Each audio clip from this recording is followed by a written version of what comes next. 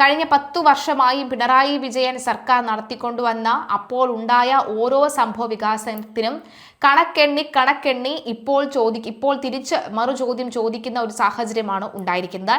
അബിൻ വർക്കിയുടെ അടക്കം ത്രസിപ്പിക്കുന്ന പ്രസംഗം, ത്രസിപ്പിക്കുന്ന സംസാരം തന്നെയാണ് നിയമസഭയ്ക്കകത്തൊക്കെ തന്നെ നടന്നിരിക്കുന്നത്. അബിൻ വർക്കിയുടെ ഈ ഒരു പ്രസംഗം ഫേസ്ബുക്കിൽ ഷെയർ ചെയ്തുകൊണ്ട് അഭിഭാഷകരടക്കമുള്ളവർ വലിയ തോതിൽ കൈയടിക്കുന്നുണ്ട്. ഈ ചേച്ചി ഒന്ന് നിന്നെ കെട്ടിപ്പിടിച്ചോട്ടെ എന്ന് ചോദിച്ചുകൊണ്ട് പലരും പോസ്റ്റുകളൊക്കെ ആയിട്ട് ഇടുന്നുണ്ട്. അഭിഭാഷകരടക്കം പോസ്റ്റ് ഇടുന്നുണ്ട്. ദീപ അടക്കമുള്ളവർ പോസ്റ്റ് ഇടുകയാണ്. മുൻ മുഖ്യമന്ത്രി കൂടിയായ പിണറായി വിജയനെ നിർത്തി പുഴുങ്ങിയെടുത്തു എന്ന തരത്തിലുള്ള പോസ്റ്റൊക്കെയാണ് വരുന്നത്. അബിൻ വർക്കിയുടെ വാക്ക് നമുക്കൊന്ന് കേൾക്കാം. സാർ ഓർക്കുന്നില്ലേ, അവകാശ സമര പോരാട്ടങ്ങളെ ഈ നാടിന്റെ തെരുവീതികളിൽ ധിക്കാരമെന്നും അഹങ്കാരമെന്നും പറഞ്ഞും അടിച്ചമർത്തപ്പെട്ട ഒരു ആഭ്യന്തര വകുപ്പിന്റെ കാലഘട്ടം ഞങ്ങൾ ഓർക്കുകയാണ് സാർ. സാർ, ഞാനടക്കമുള്ള UDYF-ന്റെ UDSF-ന്റെ നേതാക്കന്മാരുണ്ട്. ഞങ്ങളുടെ പേരുകൾ ഈ നിയമസഭയുടെ ഉള്ളിൽ പറഞ്ഞിട്ടുണ്ട്. പക്ഷെ അതൊന്നും ഞങ്ങൾ അംഗങ്ങളായിട്ടല്ല സാർ. ഞങ്ങൾ അടക്കമുള്ളവരെ ഈ സെക്രട്ടേറിയറ്റിന് മുമ്പിലും നിയമസഭയുടെ മുമ്പിലും അവകാശ സമര പോരാട്ടങ്ങളുടെ പേരിൽ ഞങ്ങൾ നടത്തിയ സമരങ്ങളെ അടിച്ചമർത്തിയ ആഭ്യന്തര വകുപ്പിന്റെ കിരാത നടപടികൾക്കെതിരെയുള്ള ഈ സഭയിലെ പ്രസംഗങ്ങളാണ് സാർ ഞങ്ങൾ കോട്ട് ചെയ്തിരിക്കുന്നത്. സാർ, ഇവിടെ പറഞ്ഞത് സിസ്റ്റം എററായിരുന്നു എന്നാണ്. ആ സിസ്റ്റം കറക്റ്റ് ചെയ്യുന്നതിന് വേണ്ടിയിട്ടുള്ള ഒരു സർക്കാരായിരിക്കും സാർ. സാർ, ഒരു കാര്യം ഉറപ്പിച്ചു പറയുന്നു, ഇവിടെ വൺ മാൻ ഷോകൾ ഉണ്ടാകില്ല, അത് ഉണ്ടാകാൻ അനുവദിക്കില്ല എന്ന് ഞങ്ങൾ പറയാൻ ആഗ്രഹിക്കുകയാണ്. ഒന്ന് ചിരിച്ചാൽ ഇവിടെ ഓരോ ദന്തഗോപുരങ്ങളും ഇവിടെ താഴെ വീഴാൻ പോകുന്നില്ല. ജനാധിപത്യ പ്രതിഷേധങ്ങളെ അടിച്ചമർത്താൻ പോകുന്നില്ല. കറുത്ത തുണി പൊക്കി കാണിച്ചാൽ എന്താണ് കുഴപ്പം? രണ്ട് കറുത്ത തുണി ഇങ്ങനെ വീശുന്നതല്ലേ, അതിലെന്താണ് ജനാധിപത്യ വിരുദ്ധത എന്ന് ചോദിച്ച ഒരു പാർട്ടി സെക്രട്ടറി ഉണ്ടായിരുന്നു. പക്ഷെ അദ്ദേഹം മുഖ്യമന്ത്രി ആയിക്കഴിഞ്ഞപ്പോ കറുത്ത തുണി പൊക്കിക്കാണിച്ചവരെ പോലീസ് അടിച്ചു എന്ന് മാത്രമല്ല, ഗൺമാൻമാരെ കൊണ്ട് അടിപ്പിച്ച് അവരെ അടിച്ചമർത്തുന്ന ദൃശ്യം നമ്മൾ കണ്ടതാണ്. ആ അടിച്ചമർത്തിയവരെ രക്ഷാപ്രവർത്തനം എന്ന ഓമന പേരിട്ട് വിളിച്ചത് നമ്മൾ കണ്ടതാണ്. പക്ഷെ സാർ, ഞങ്ങൾ പറയുന്നു, രക്ഷാപ്രവർത്തനം എന്ന് നിങ്ങൾ ഓമന പേരിട്ട് വിളിച്ച അതേ രക്ഷാപ്രവർത്തനത്തിന്റെ ഇല AD തോമസ് ഈ 16ാം നിയമസഭയിലുണ്ട് സാർ. നിങ്ങൾക്ക് ആ 16ാം നിയമസഭയുണ്ട്. അന്ന് തല്ലിയ ആ ഗൺമാൻമാർ അവർ ഈ സർക്കാർ വന്നതിന് ശേഷം ഒളിവിലാണ് സാർ. അവരെ കാണുന്നില്ല സാർ. അതുകൊണ്ട് ഇവിടെ അടിച്ചമർത്താൻ ഞങ്ങൾ അനുവദിക്കില്ല സാർ. ഇവിടെ അങ്ങനെ വളഞ്ഞിട്ട് തല്ലുന്ന ഇടുമ്പന്മാരുടെ ഭരണമായിരിക്കില്ല സാർ. ഇവിടെ ശ്രീ K. കരുണാകരൻ, ശ്രീ ഉമ്മൻചാണ്ടി അവരെ പോലുള്ള ദിഷണാചാരികൾ കാണിച്ചു തന്ന പാതയിലൂടെ ആയിരിക്കും ഞങ്ങൾ പോകുന്നത് സാർ. ഇവിടെ ബേപ്പൂരംഗം കുറെ BJP-യുമായി ബന്ധപ്പെട്ട കുറെ കാര്യങ്ങൾ പറഞ്ഞു. ബഹുമാനപ്പെട്ട ബേപ്പൂരംഗത്തെ എനിക്ക് ഓർമ്മിപ്പിക്കാനുള്ളത്, വിഴിഞ്ഞത്തിന്റെ ഉദ്ഘാടന വേദിയിൽ യോഗി ആദിത്യനാഥിന്റെ കത്തെടുത്ത് വായിച്ചപ്പോ താങ്കളടക്കമുള്ളവർ എവിടെ പോയെന്ന് നിങ്ങൾ ചോദിക്കാൻ ആഗ്രഹിക്കുകയാണ്. വിഴിഞ്ഞ ഉദ്ഘാടന വേദിയിൽ KPCC അധ്യക്ഷനെ വിളിക്കാതെ ഒരു MLA പോലും അല്ലാതിരുന്ന BJP സംസ്ഥാന അധ്യക്ഷനെ വിളിച്ചിരുത്തിയപ്പോ താങ്കളടക്കമുള്ളവർ എവിടെ പോയിരുന്നു സാർ? ഇവിടെ ഉമ്മൻചാണ്ടി സാറിന്റെ പേര് പോലും പറഞ്ഞിരുന്നില്ല. കണ്ണൂർ VC നിയമനമാണല്ലോ പറഞ്ഞത്. ആദ്യം ഒരു നിയമനം നടത്തിയാലോ കണ്ണൂരിലെ VC. ആ കണ്ണൂരിലെ VC നിയമനം നടത്തിയപ്പോ നിങ്ങൾ എവിടെയായിരുന്നു സാർ? കണ്ണൂർ വിമാനത്താവളം ആ ഉദ്ഘാടനത്തിന് അമിത്ഷായെ വിളിച്ചു വരുത്തി BJP-യുടെ ദേശീയ പ്രസിഡന്റ് വിളിച്ചു വരുത്തിയപ്പോ താങ്കൾ എവിടെയായിരുന്നു? അത് മാത്രമല്ല, ഇവിടെ BJP അംഗം CMRL-ന്റെ MD ആരാണ് എന്നറിയാമോ എന്നൊക്കെ ചോദിക്കുന്നത് കേട്ടു. ബഹുമാനപ്പെട്ട BJP അംഗം CMRL-ന്റെ MD-യുടെ അനിയന്റെ പേരെന്താണ്? അനിയന്റെ പേര് അജിത്ത് കർത്ത എന്നാണ്. അജിത്ത് കർത്ത ആരാണ്? അജിത്ത് കർത്ത RSS-ന്റെ വ്യാപാരി സംഘത്തിന്റെ ചെയർമാനാണ്. ആ അജിത്ത് കർത്തയെ RSS-ന്റെ കാര്യാലയത്തിൽ മാരാജി ഭവനിൽ ഒളിപ്പിച്ചു വെച്ചിട്ടാണ് താങ്കളടക്കമുള്ളവർ CMRL-ന്റെ പേര് പറയുന്നത്. അത് മാത്രമല്ല, CMRL-ന്റെ അളിയൻ ഇവിടെ ഉണ്ടല്ലോ, അളിയനും അച്ചമ്പിയും ചേർന്ന കച്ചവടമൊക്കെ പൂട്ടിക്കും എന്ന് പറയാൻ ഞങ്ങൾ ആഗ്രഹിക്കും. നിലവിലെ സാഹചര്യത്തിൽ ഇന്ന് നിയമസഭയ്ക്കകത്ത് ധവളപത്രം മുൻ ധനകാര്യ വകുപ്പ് മന്ത്രി ബാലഗോപാലിന്റെയും മുൻ മുഖ്യന്റെയും നെഞ്ചത്ത് ചവിട്ടി നിന്നുകൊണ്ട് തന്നെയാണ് ധവളപത്രം ഇറക്കിയിരിക്കുന്നത്.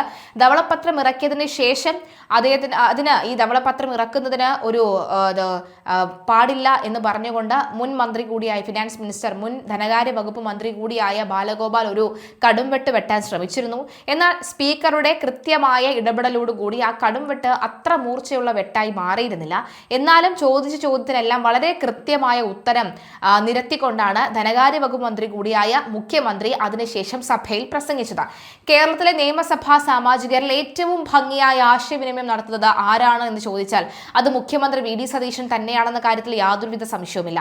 കേരളത്തിൽ UDF-നെ 102 സീറ്റുകളിൽ വിജയം ഉറപ്പിച്ചതിൽ VD സതീശന്റെ വാക്ചാതുര്യവും മുഖ്യ പങ്ക് വഹിച്ചിട്ടുണ്ട്. സതീശന്റെ ഉരുളക്കുപ്പേരി മറുപടികൾ വലിയ ഫാൻസ് തന്നെ കേരളത്തിലുണ്ട്. ഇന്ന് ഗവർണറുടെ നയപ്രഖ്യാപനത്തിന് മറുപടിയായി നടത്തിയ നന്ദി പ്രസംഗത്തിൽ മുഖ്യമന്ത്രി കത്തിക്കയറിയത് ഇടത് കേന്ദ്രങ്ങളുടെ നെഞ്ചു തകർത്തുകൊണ്ട് തന്നെയാണ്. നിയമസഭയിൽ ഇന്ന് അക്ഷരാർത്ഥത്തിൽ മാസാകുന്ന സതീശനെയാണ് കണ്ടത്. എന്തായാലും സതീശൻ മാസാകുമ്പോൾ അതിലൊരു പൊടിക്കെങ്കിലും അബിൻ വർക്കിയെ പോലെയുള്ളവർ മാസാകണ്ടേ എന്നുള്ളതാണ്. തീർച്ചയായിട്ടും അവരും അവരുടെ കൃത്യമായ മാസ് കാണിക്കുന്നുണ്ട്. 10 വർഷം ഇടതുപക്ഷം അവകാശപ്പെട്ട ഇടതു സാമ്പത്തിക ശാസ്ത്രത്തിന്റെ കാറ്റഴിച്ചു വിടുകയായിരുന്നു സതീശൻ. പ്രതിപക്ഷ നേതാവ് പിണറായി വിജയൻ ഉയർത്തിയ വാദങ്ങളെ ശരിക്കും ഖണ്ഡിച്ചുകൊണ്ടാണ് അദ്ദേഹം ഇടതുപക്ഷ സോഷ്യൽ മീഡിയയിൽ പ്രചരിപ്പിച്ച കള്ളത്തരങ്ങളെയും പൊളിച്ചടുക്കുകയായിരുന്നു മുഖ്യമന്ത്രി. സംസ്ഥാന സർക്കാർ ധനകാര്യ വിഷയത്തിൽ ധവളപത്രം പുറത്തിറക്കിയ ശേഷമാണ് ഇടതുപക്ഷത്തിനെതിരെ ആഞ്ഞടിച്ചത്. മുൻ മുഖ്യമന്ത്രി പിണറായി വിജയന്റെയും അദ്ദേഹത്തിന്റെ ഭരണസംഘടനയുടെയും കഴിഞ്ഞ 10 വർഷത്തെ കനത്ത പരാജയങ്ങളെയും ദയനീയമായ ധനകാര്യ വീഴ്ചകളെയും സഭയ്ക്കുള്ളിൽ കൃത്യമായ കണക്കുകളോടെ വിചാരണ ചെയ്തുകൊണ്ട് മുഖ്യമന്ത്രി നടത്തിയ പ്രസംഗം സഭയുടെ ചരിത്രത്തിൽ ഇടം പിടിക്കുന്നതായി മാറി. മുൻകാല ഭരണാധികാരികളിൽ നിന്നും തികച്ചും ഭിന്നമായി കേരളത്തിന്റെ നിയമസഭാ ചരിത്രത്തിൽ ആദ്യമായാണ് ഒരു മുഖ്യമന്ത്രി ഒരൊറ്റ പേപ്പർ പോലും നോക്കി വായിക്കാതെ ആധികാരികത കാര്യം മാത്രം പ്രസക്തമാക്കിക്കൊണ്ട് ദീർഘവീക്ഷണത്തോടെ സഭയെ പൂർണ്ണമായി കയ്യിലെടുത്തുകൊണ്ട് സംസാരിക്കുന്നത്. വരും തലമുറയിലെ ജനപ്രതിനിധികൾക്ക് വലിയൊരു വഴികാട്ടിയാണ് വി ഡി സതീശൻ തന്റെ പ്രസംഗത്തിലൂടെ കാട്ടിയത്. സാധാരണക്കാർക്ക് മനസ്സിലാകുന്ന വിധത്തിലായിരുന്നു അദ്ദേഹത്തിന്റെ പ്രസംഗം.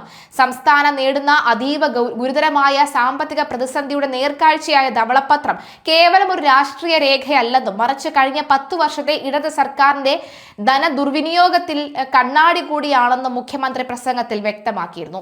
6000 കോടി രൂപ ബാക്കി എന്ന കള്ളക്കഥ പൊളിക്കുകയും കഴിഞ്ഞ സർക്കാരിന്റെ കാലത്ത് ട്രഷറിയിൽ 6000 കോടി രൂപ ബാക്കി വെച്ചിട്ടാണ് പോയതെന്ന പ്രചാരണം പച്ചക്കള്ളമാണ് എന്ന് മുഖ്യമന്ത്രി സഭയിൽ തുറന്നടിച്ചു. ഇത് സാധാരണക്കാർക്ക് മനസ്സിലാകുന്ന വിധത്തിൽ ഉദാഹരണ സഹിതമാണ് സതീശൻ വിശദീകരിച്ചത്. മെയ് 16 പുതിയ സർക്കാർ അധികാരമേൽക്കുമ്പോൾ ട്രഷറിയിൽ വെറും 2000 കോടി രൂപ മാത്രമാണ് ഉണ്ടായിരുന്നത്.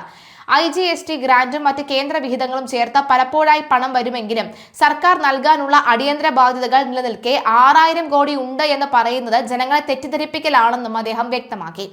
മാത്രവുമല്ല 50,000 രൂപ ശമ്പളമുള്ള ഒരാൾ തന്റെ കടങ്ങളും ബില്ലുകളും വീട്ടാതെ ആ പണം പോക്കറ്റിൽ വെച്ച് തന്റെ പക്കൽ പണമുണ്ട് എന്ന് അവകാശപ്പെടുന്നത് പോലെയാണ് മുൻ സർക്കാരിന്റെ നിലപാടെന്നും അദ്ദേഹം പരിഹസിച്ചു.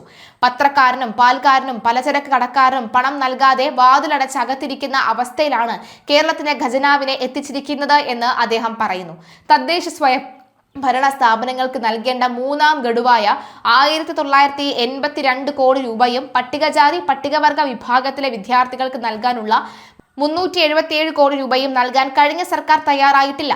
6000 കോടി രൂപ ബാക്കിയുണ്ടായിരുന്നു എന്നെങ്കിൽ എന്തുകൊണ്ട് ഈ പാവപ്പെട്ട വിദ്യാർത്ഥികൾക്ക് നൽകേണ്ട തുകയ്ക്ക് 1ാം പരിഗണന നൽകിയില്ല എന്ന ചോദ്യവും റിപ്പോർട്ട് ഉയർത്തുന്നുവെന്നും അദ്ദേഹം ചൂണ്ടിക്കാട്ടി. ആരോഗ്യ ഭക്ഷ്യ മേഖലകളെയും ഈ സാമ്പത്തിക പ്രതിസന്ധി സാരമായി ബാധിച്ചിട്ടുണ്ട്. മെഡിക്കൽ സർവീസസ് കോർപ്പറേഷന് 476 കോടി രൂപ നൽകാത്തതിനാൽ ടൈപ്പ് 1 പ്രമേഹബാധിതരായ കുഞ്ഞുങ്ങൾക്ക് ഗുണനിലവാരമുള്ള മരുന്നുകൾ ലഭ്യമാക്കാൻ കഴിയാത്ത സാഹചര്യം ഉണ്ടായി എന്നും റിപ്പോർട്ട് വെളിപ്പെടുത്തുന്നു. കാരുണ്യ ഇൻഷുറൻസ് പദ്ധതിയിൽ മാത്രം 2017 കോടി രൂപയുടെ ബാധ്യതയാണ് ഉള്ളത്. സർക്കാർ ജീവനക്കാരുടെയും പെൻഷൻകാരുടെയും കാര്യത്തിൽ വലിയ വഞ്ചനയാണ് നടന്നതെന്നും മുഖ്യമന്ത്രി ആരോപിച്ചു. ജീവനക്കാർക്ക് TA കുടിശ്ശിക ഇനത്തിൽ 25,000 കോടി രൂപയും പെൻഷൻകാർക്ക് 14,387 കോടി രൂപയും നൽകാനുണ്ട്. ട്രഷറിയിൽ പണമുണ്ടെന്ന് അവകാശപ്പെടുമ്പോഴും ഈ അർഹമായ തുക വിതരണം ചെയ്യാതെ മാറ്റിവെച്ചത് ഭരണപരമായ വലിയ വീഴ്ചയാണെന്ന് അദ്ദേഹം ചൂണ്ടിക്കാട്ടി. എന്തായാലും നമ്മുടെ വി ഡി സതീശൻ പറന്നടിക്കുകയായിരുന്നു എന്ന കാര്യത്തിൽ യാതൊരുവിധ സംശയവും